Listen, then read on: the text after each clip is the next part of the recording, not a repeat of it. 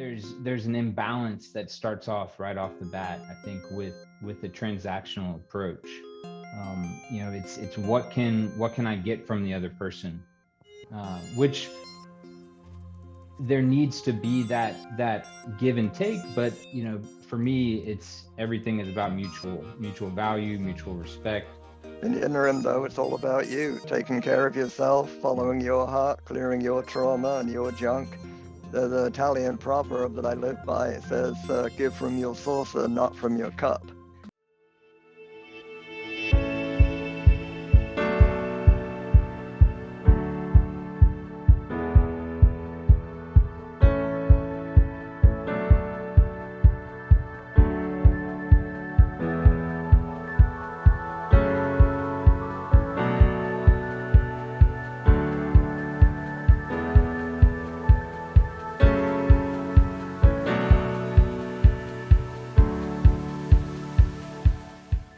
Jacob Deitz, oh my gosh, we met through LinkedIn over a year ago now.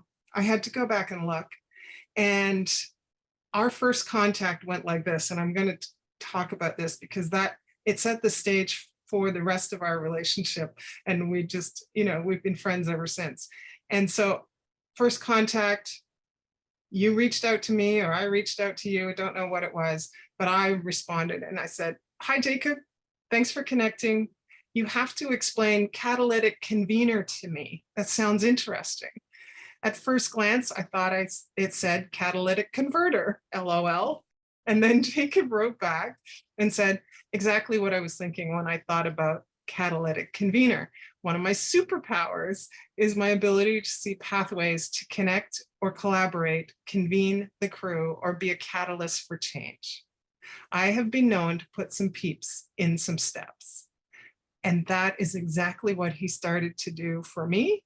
And I'm not sure what I've done for him, but I have to tell you that he is leading the way in changing this transactional mindset that he's been talking about a lot lately. So Jacob, let's start there. I had a lot of people asking me about what a transactional relationship was. It's something that it's a term some people haven't heard, although I know they know what it is when they hear it. So I'll let you go to town on that. Thank you for inviting me to this awesome event. I'm very glad to be here. And hello, Facebook. Hello, everyone that's here.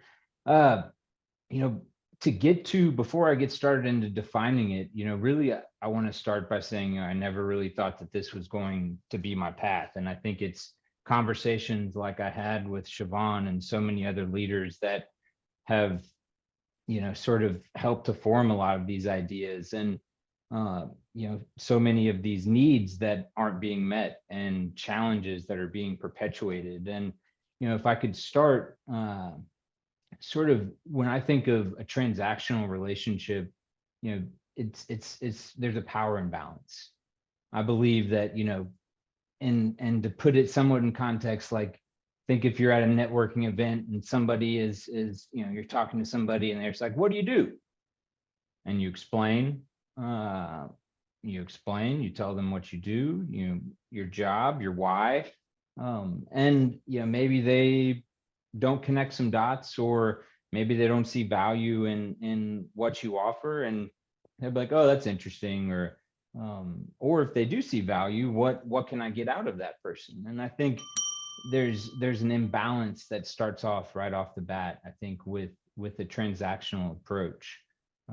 It's what can I get from the other person, which there needs to be that give and take, but for me, it's everything is about mutual value, mutual respect, and that's the pathway towards long-lasting relationships. Gillian, I know that you want to jump in here. You've been writing about it for a week since you called and said, I want to be on that show. I don't want to just close the show. I want to be part of this conversation. No, you know what? This is exactly right up my alley, Jacob. And this is one of the things I've been, working on for years. I used to be a corporate trainer with a global company that was actually a direct selling company. It was a corporate trainer. And, when I first came in, this was like very, very new to social media. Facebook it was just a thing. It was just like something fun. And, I saw this as an avenue to really build some amazing relationships globally. Like I had an opportunity with my fingers to have a conversation to take what would typically take me 3 hours to meet somebody one-on-one, have a coffee.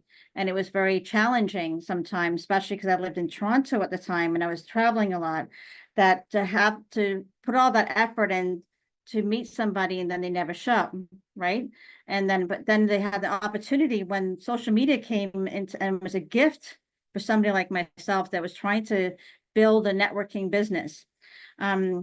I just found this was like a godsend to me. So, but how can I build a relationship that is so easy to do one-on-one, because you have the opportunity to build on energy and can mirror their, behavior. You can actually find a commonality by just in feeling the interaction with the body language. You don't have that virtually, right?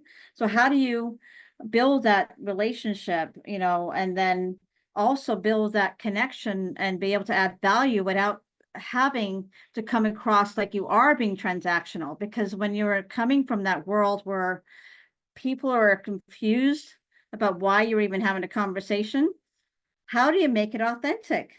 Like, how do you really truly build that relationship? So I made it my thing to have people, get to know me, even from a distance. So most of my connections that I have now within my life are virtual connections. So when I finally do see them in person, it is obviously the best feeling ever. But I'm proud to have built some amazing relationships over years, but it took a lot of learning, a lot of learning on how to do it effectively. And that was years and years. But I kudos to you, because I use that term and it was so neat to hear it from you. So, like, when I heard the transactional, I just used that last week. I don't want to be a transaction. I am not a transaction. I have more value. I want to have value to my life. I want you to talk about me when I'm not in the room or I'm not online, as though I have something to offer you. Right? That to me was what I want to do. But how do you do that? And considering today with social media, we get there are so many people that believe in a system or that believe in a process to get to an end result to build trust. But I don't believe that is the most authentic way to do it. And it just irks me when I get a blind message from somebody and they barf out so much information and I know what they're doing. It irks me beyond belief. I wanted rather have a little bit of more getting to know and let the energy flow. And I know this is market about energy and that to me is very powerful what you're doing, Jacob. And I wanted to be on this show because it's one of my pet peeves more than anything. I talk to this all the time. And you hit it on the head in terms of, I call it whenever I get a message from somebody that just gets right to the point of, this is what I can offer you. I say I send them to the dungeon, like send them to the archives. I don't even respond. And communication is important and responding is important. But as I'll backtrack and use a recent conversation as a way to sort of transition into a more relational discussion. But was at an in-person conference, and Gillian, to answer, like, what I love about this medium, this forum is that it's focused. You can it isn't, who you're talking to, and you can have an idea of who you're networking with. In person, it's a little like the Wild West at times. You're not sure what conversation you can get brought into, and I was brought into a more transactional conversation. And my response after taking some unsolicited advice was, if I start a conversation with somebody, I want to know who they are. I want to know their values. I want to know what they care about. I want to know what gets them excited. At this point, it's like, I care about what you do, but like, that doesn't really mean as much about, to me than who you are as a person. And then after that, it's like, you also have to think about the person, and it's easier to read those cues in person.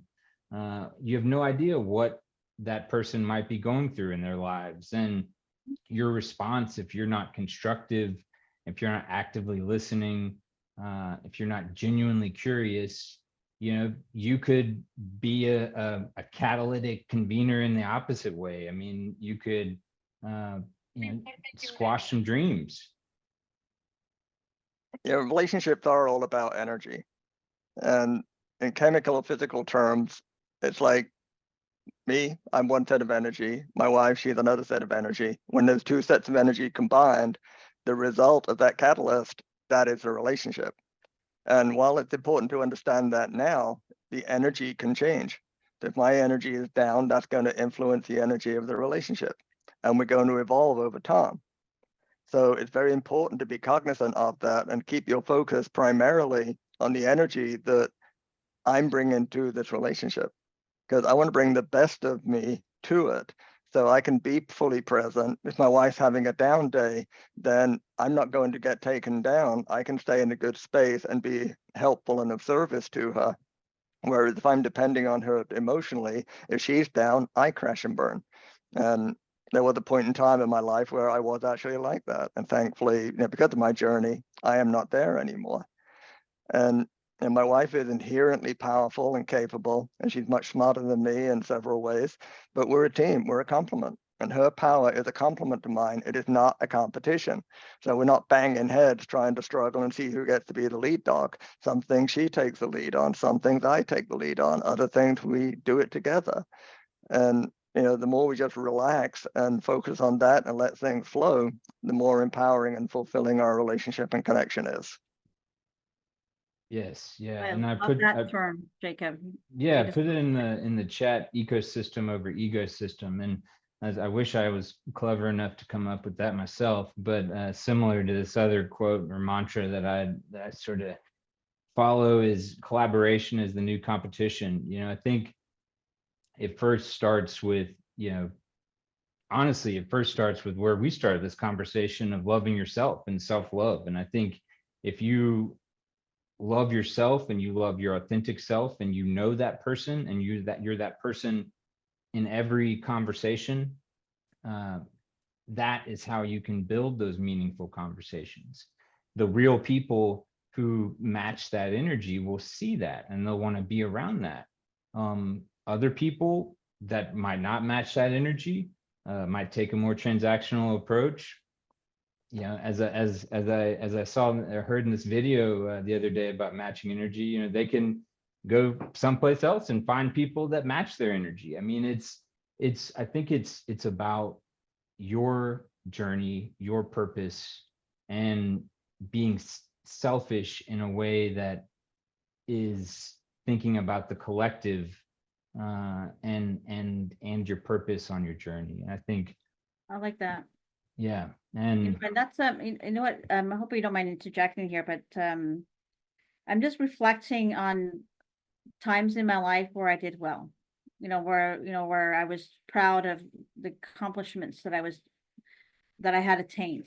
And I'm trying to think of what did I do differently when it came to my leadership, right? So I've always been in a leadership role to some degree, but it was when I, to your point, just got over myself. And I just said, you know what, stop thinking, stop overdoing, just go with my gut and start just flowing with the energy, just start attracting and just like, not thinking too much, just going to be very focused to my goal. And I would work with the willing. Those that were around me that wanted to work or come with me would ride alongside me or ride in front of me. But we're working together because we all had the same mission. We all had the same vision. And then the times that I had success in my leadership careers was when I was in that mode of, I have a goal. This is my goal, and this is what I want to do. Anybody else that keeps pulling me or dragging me back towards and away from that goal, I'll bless them, release them. I'll bless them, but I will release them. But I don't want to get deviated from what I'm trying to do. So I actually came up with I started to use that mantra: work with the willing, bless and release the rest. Work with the willing, bless and release the rest. And I'm on that focus right now. But there are times, like you said, like Mark, even, where I forced the energy because I was trying to engage with people that weren't on the same mission. And when I did that, I felt like I was, forever beating myself up against the wall, and I wasn't serving them. I wasn't adding value to not only myself, but to them, because I wasn't serving their vision, and then you get like this. So you end up, you're like, like a partnership, or even in business and in relationships, that we all have to be serving the same vision, which is ultimately love in what we're doing and who we're with and where we're going, right? And if I don't have that partnership, if I don't have that feeling of comfort, I'm getting better now of blessing and releasing, because whereas before I would try to accommodate. Like when we're accommodating, we're not actually truly being authentic. And when we're not authentic, we're not being real. And that's the highest frequency, right? And that's what I've learned, unfortunately. Unfortunately, you've learned the hard way. I think that's like you hit another important point about like lessons. And I think, when you're walking in your purpose and you're building those relationships with people that are also walking in their purpose, and there's mutual value, like, gratitude is that, is the barrier you set up, is the shield, because you have to be grateful for the good and the bad, because those are all lessons and how to grow, especially with people. I think one thing that gives me an advantage, I guess, in some ways, is I feel like I've just met so many people in my life. I was as stated in the flyer, I'm a recovered geologist. I was a middle school science teacher for 5 years, and so think about all of the personalities and people that I interacted with, and I think to really build great relationships, there has to be that obviously that level of authenticity, but you need to be sure that what you're doing, and I think this is also a key point, is brings mutual value. And like that's a first step for me. If I can slide into another important point, is starting from the standpoint of adding value.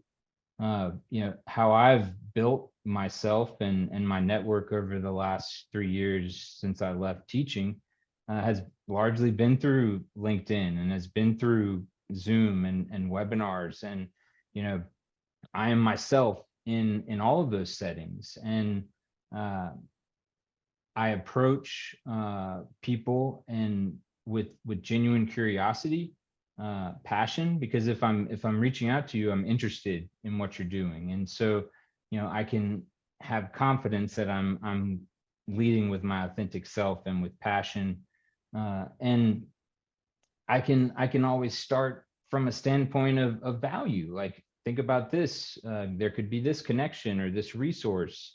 And so that then helps to build that really excitement about what could happen if a conversation occurred. And once you get into that conversation, I don't take all intro calls.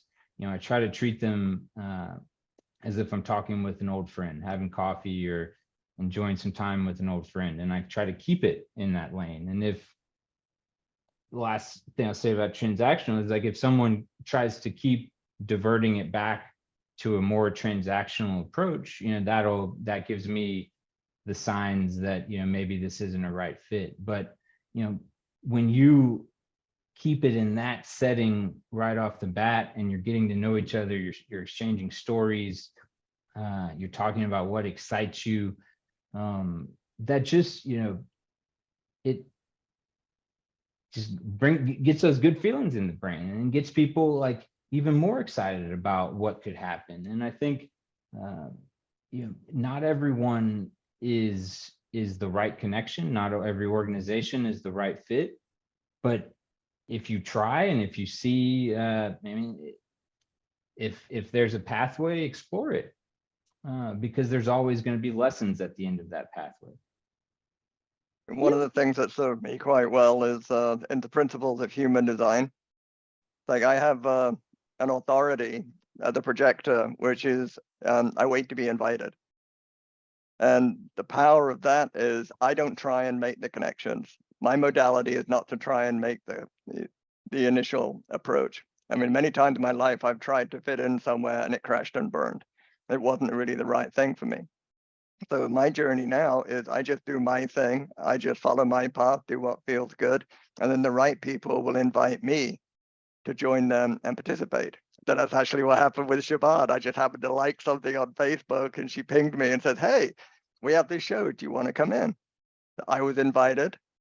It was then appropriate for me to take the next step. So understanding how you manage energy and what your preferences are. See, if we're trying to network, and obviously the reaching out works very well for Jacob. That doesn't work very well for me. So there's nothing wrong with you if a certain approach doesn't work. Find out what works best for you, stay true to yourself, and trust that that's where the magic's going to happen. Exactly. May I ask to Mark, so you have obviously involved in the gene keys, is that correct?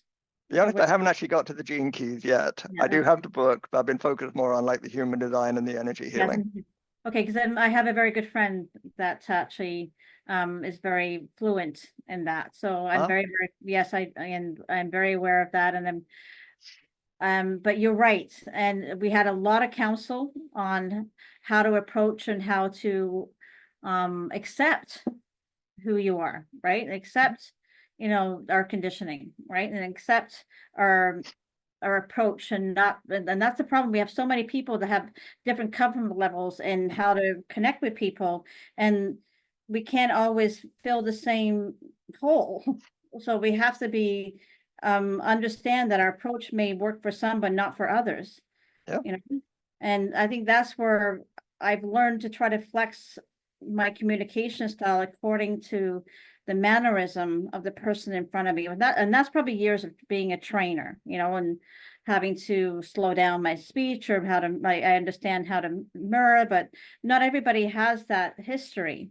So the key is, I think to your point, is approach everything in love, right?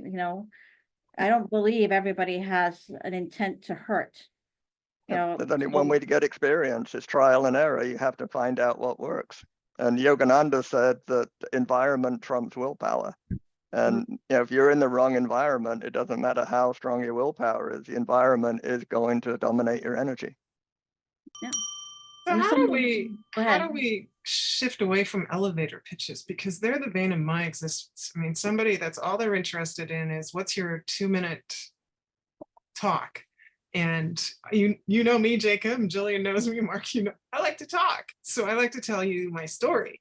I don't want to give you an elevator pitch. I want to tell you my story if you've asked, and then find out what yours is, or vice versa. And I do that with every guest and everybody who comes into Growing to Give, and every volunteer and every nonprofit partner that we have. And that works out really well because you're building that personal relationship. It's not, it really isn't what's in it for you, what's in it for me, what's in it for you. And my favorite is I've got mine, screw you attitude. We're not going to get very far in the world, going forward. And we're already seeing that the world's being destroyed by those kind of narcissistic viewpoints online. And if I can touch base on that, because that's an important thing for me. And I think it's, I have friends that are venture capitalists, and I'm not speaking poorly of that sector, but I think it's that mindset that's permeated out into a lot of other sectors of like, tell me what you do in 30 seconds or less. And that's tough. It's tough to do anything in 30 seconds or less. And to like, if somebody, you know, there are some relationships that you can't just be like, all right, like I'm going to move on from this. Like there's some that like you need to work harder for and put a little extra work in. And but that's a key sign. If somebody approaches with that type of mentality and isn't active listening, you can tell they're thinking about the advice before you're already done. You know, that's a sign that this person might take a more transactional approach. But like that also doesn't end the road. I think that you can have conversations with people and you can bring up sort of like what I had with that one guy about, you know, I care more about the person and the people and stories. And I think that this, you know, we can thank Gen Z and a lot of younger generation for sort of helping to push this forward. But in the workplace, that's becoming a necessity to put an emphasis on authenticity and relationships and listening. And leaders that do not take that approach might not have the same success as they used to, or keep the same workforce that they used to. And I think the generational dynamics are going to eventually force a lot of people to shift their mindset and how they approach conversations and people. Because I think it's one thing that is a major trigger for me is in presentations, or you know, in events where somebody just cuts somebody off and is like, I don't understand what you're saying, like explain this in a more succinct way, or like that's just rude, right? I mean, it's like there's just being kind. And I think a lesson for me that helped, because I've not always been this person. I think you know, life and a lot of personal and professional challenges have helped to create this new version of me. And you know, one of the major moments, light bulb aha moments, was really understanding the difference between being nice and being kind. And I realized in a lot of, you know, my life, I was that nice guy. Like I would want to make sure everyone is happy, and that's exhausting, and it's not sustainable. And when you're kind, you know, that's when you love yourself and you set barriers. And I think you can take that same approach. Being someone that's relational doesn't mean that, you know, you're going to be nice to everybody and build relationships and be friendly with everybody. It means you love yourself, you respect yourself, and you respect your work. And that is a major factor in how you, and you respect your time and who you spend that time with and your energy. And so I think generationally, the generational dynamics are going to move that 30-second elevator pitch hopefully out the door, because it's just from a basic standpoint, you can't get anything out of that. What are you going to learn in 30 seconds? How about I just tell a joke and stand out in a meaningful way, like memorable way? I think it's all about the people you spend your time with and the approach that you take. And if you approach with a relational mindset of genuine curiosity, listening, love, hope, belief, you can feel confident in any conversation you go to. I'll use one last story as an example, because I've been very, very fortunate. I know a lot of that is dealing with my own privilege as a white male. But there was a farm that I went to, and as a nonprofit in Texas, and I went to visit, and the guy, one of the co-founders, I think he was surprised that I showed up, and I was like, hey, if I'm going to be someplace, if I said I'm going to be here, I'm going to be here and support. And he really then like started to drill me and figure out like questions ranging from like, am I a trust fund baby to this? And it's like, you know, for me, it's like they just sort of rolled off, because I know internally, I know that I'm there for the right reason, and I know that there is no transactional motive that I have. I'm there to support, I'm there to add value, I'm there to build a relationship and a connection.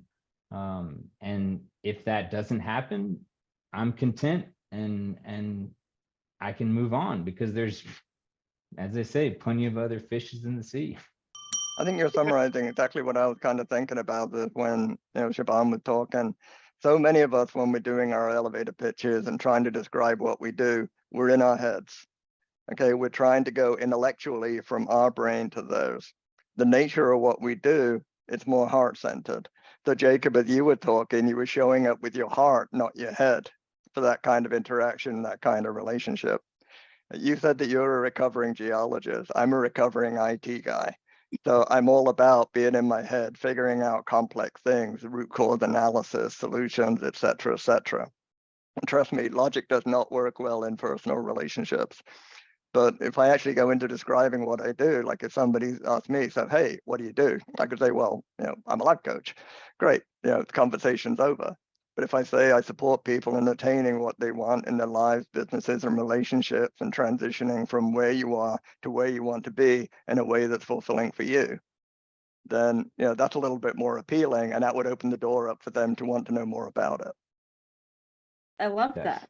And it's That's my, great. you're just making me having my heart's palpitating here, because I'm having flashbacks of when I used to be a sales trainer, a global sales trainer for a networking company. Okay. And I used to have to train people on how to do this elevator pitches.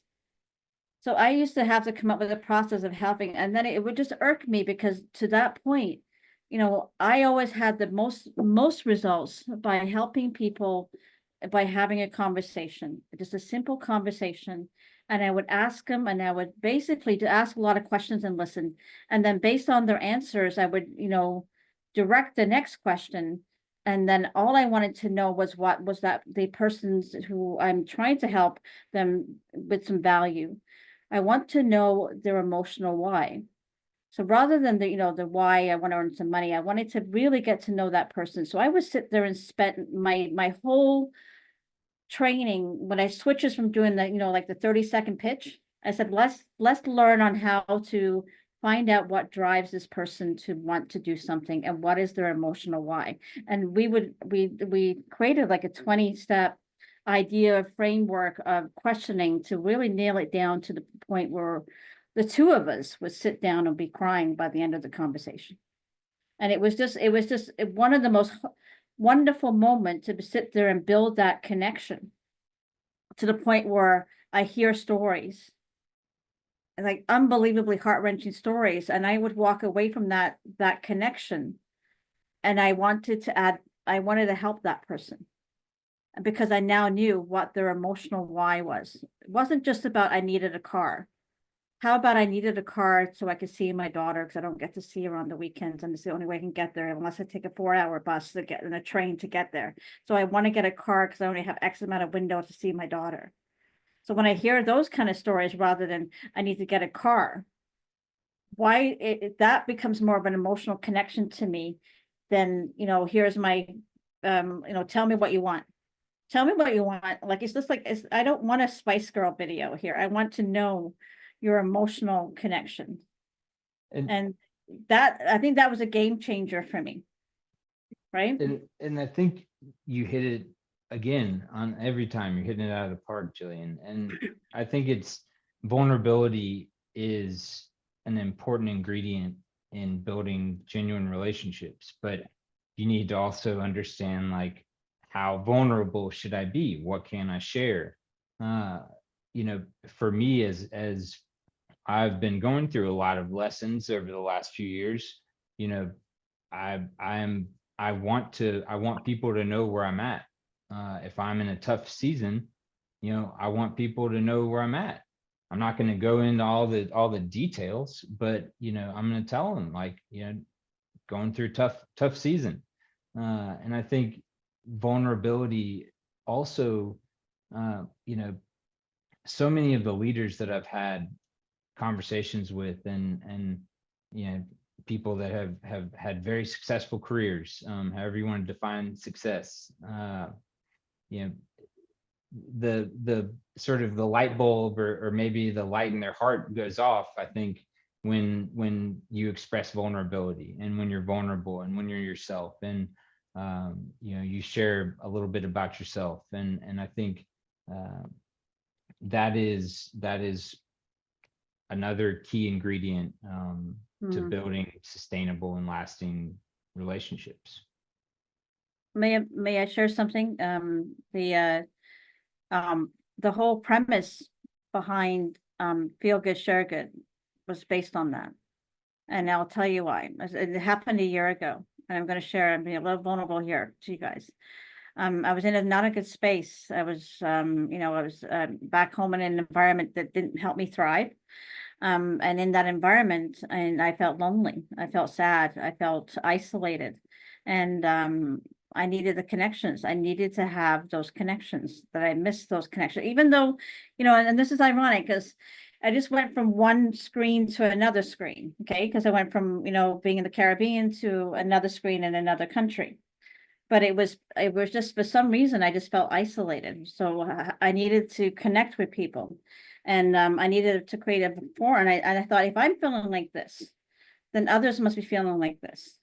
So it started off by just having a conversational chat. You know, Siobhan was actually on my first conversational chat. It was our girl tribe talk.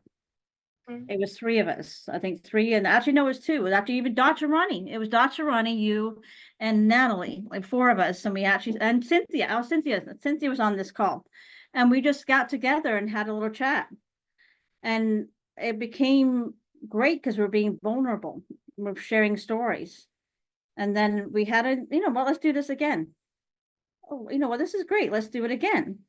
And then it became, well, you know what, there's something to this. Let's open it up, bring some friends. So we started off having a girl tribe talk, and we started a little community. And next thing I know, I'm thinking, okay, you know what, there's something to this. And, you know, I'm not feeling good. I was in a vulnerable spot, Jacob. And I said, but I've started being real. I started being authentic. I actually challenged them to show up, no makeup. I don't care. I'm sweating. We got on the calls, and somebody who was a top leader's wife has never, ever in all the years. And she's a major networker with thousands of people, millions of people underneath her globally. She showed up and finally felt good enough to show up with no makeup, because she felt we were allowing ourselves to be authentic. And that's how Feel Good, Share Good started. Because when you feel good, when you feel relaxed, and you're actually in a position where you are around amazing people, you just want to share that feelings. And that, so my mantra is, you know, my pitch, if people ask me what I do, I help people feel good, and when they feel good, they share good, and when they share good, they do good. That's it. And that's now my company, and that's my vision. And it is about allowing a place, a community for people to show up and have these conversations like we're having tonight.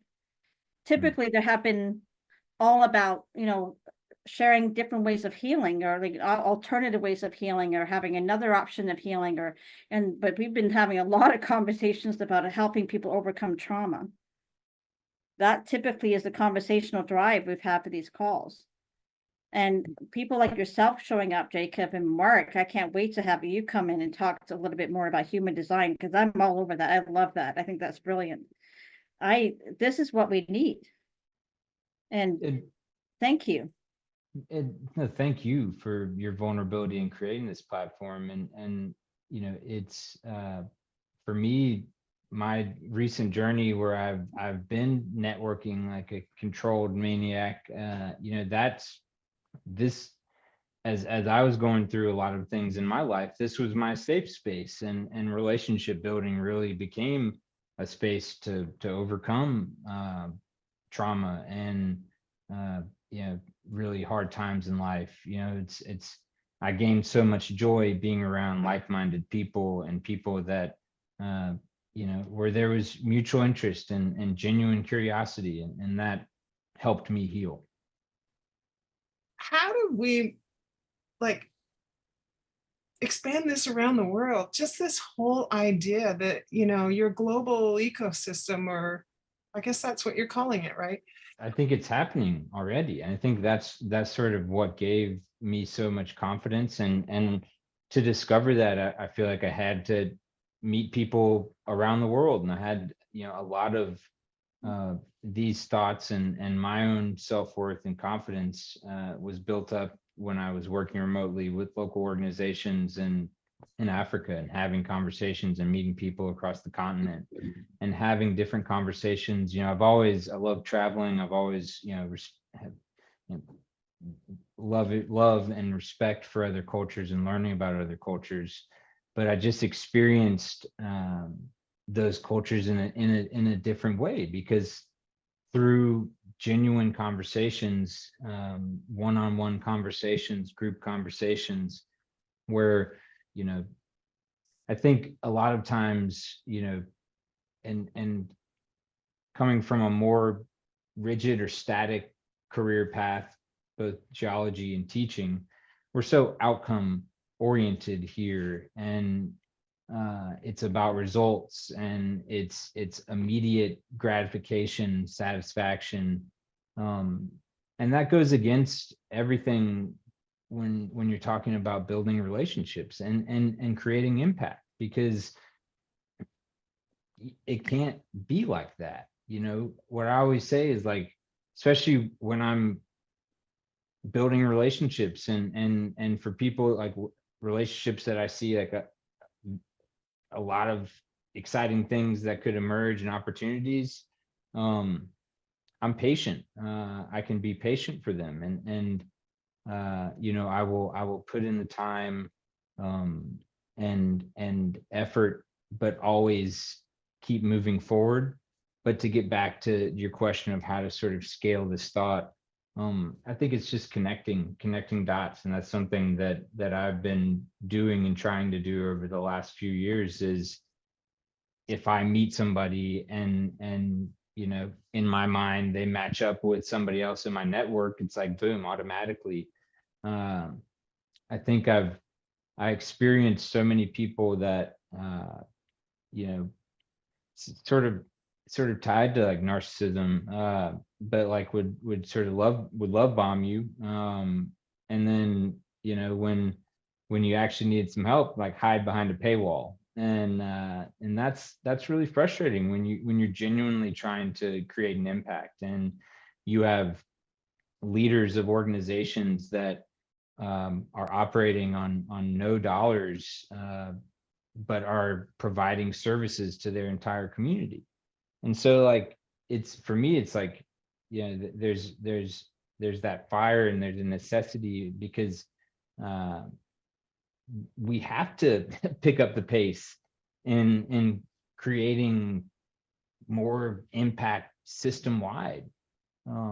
But that starts with having conversations like this, and not only conversations around with people that match your energy and have like minds, but you need to traverse over to the other side of the aisle every now and then to have conversations. And that's where tools like questions and storytelling and where you can find that common ground and relate to somebody, and find those common values. Because if you dig down deep enough, like you can find some common ground, whether it's a story where you were both knuckleheads as kids, or some other experience. If you find that bond, that's the starting point. And that's really where I think most of my energy is being put towards, is going further out to have those tough conversations. Because throughout my career, when I was a geologist, and even teaching, I worked with a lot of people that were very different than me, and if I don't agree with you, I'm not going to come out and say like you're wrong. That'll disrupt the relationship, and I will ask questions because I want to figure out, or we'll try to find some way to find that common ground. And it's not going to be successful every time, but for those relationships that matter, you got to play the long game and put in that extra effort. In the interim, though, it's all about you, taking care of yourself, following your heart, clearing your trauma and your junk. The Italian proverb that I live by, it says, give from your saucer, not from your cup. And so many of us, we're all burned out because we're giving, and we're not replenishing. So, if you want to have something meaningful to bring to those conversations, like Jacob's saying, fill your own cup first. Don't feel guilty about it. That was something I tell you right now. I put my hand up. I'm putting the hand up right now. I acknowledge my breakdown is that I would feel guilty for serving myself. But then I started realizing that I do have I have to admit I have influence. So if I have influence that can help with a change that we all want to see, and I can give somebody a platform to speak about things that I would like to hear, why would I not do that? Why would I not allow, and like to your point, Jacob, I now know my skill set. It took me 57 years to find it, but I know I'm a connector like you, but in a way that I can see when somebody has a talent that they don't see themselves, and I want to help them shine. And by allowing them to have an opportunity to shine, sometimes it's just a matter of giving them a place of love and belonging in the community to allow them to shine. But that's what the whole world should have. And until that happens, maybe I can do a small part by allowing a community or creating a community or, guiding people to a community that will allow them to be light givers. We can be that lighthouse. We can be that lighthouse. Okay. And you have to make sure that light is on, and that you not only put more energy into that light, but have other people around you that a community and your internal compass. Last thing for me is, teaching really taught me resilience in so many ways. That job was the most important job. The students' education to me was the most important thing. I taught middle school. Kids were crazy sometimes, but I can't just walk out the door if the day's getting tough. Like, I have to fight through it, and I have to, stick to the path, because at that stage, I still believe that education is the foundation. Like that was my priority, was their education. And I think finding that thing that just drives you, that this is what I just have to do. That's something that during those tough times you can go back to and sort of reset your path.